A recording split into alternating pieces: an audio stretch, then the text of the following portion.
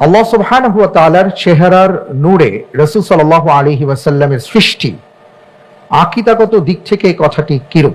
এ, শিরকে Asgar, B, বিদআতি কথা, C, শিরকে আকবার, D, বিশুদ্ধ কথা।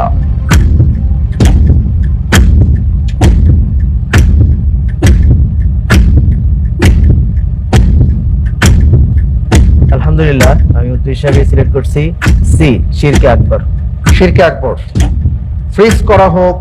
অপশন সি, শিরকে আকবর।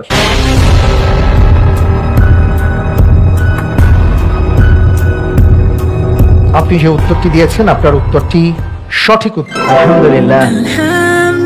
নূর মুহাম্মদী বিষয়ক সম্পূর্ণ সনদবিহীন একটি জাল কথা প্রচলিত সমাজে, বিশেষ করে যারা বিদআতকে ভালোবাসেন, যারা নানা ধরনের শিরকি কাজে লিপ্ত, এদের মধ্য থেকে এই কথাটি পাওয়া যায়। তারা বলার চেষ্টা করেন খলাকতু মুহাম্মাদান মিন নূরি ওয়াজহি, নাউযুবিল্লাহি মিন যালিক, যে আল্লাহ তাআলা বলেছেন যে আমার নূর থেকে বা আমার চেহারার নূর থেকে আমি মুহাম্মদ সাল্লাল্লাহু আলাইহি সাল্লামকে সৃষ্টি করেছি। এই কথাটি যারা বলেন, আল্লাহ তাআলা তাদেরকে হেদায়েত দান করুন। আমিন। প্রিয় দর্শক, এমন অনেক কথাই আমাদের বাজারে প্রচলিত, সমাজে প্রচলিত। আমরা এই সকল বিষয় থেকে বেঁচে থাকবার চেষ্টা করব।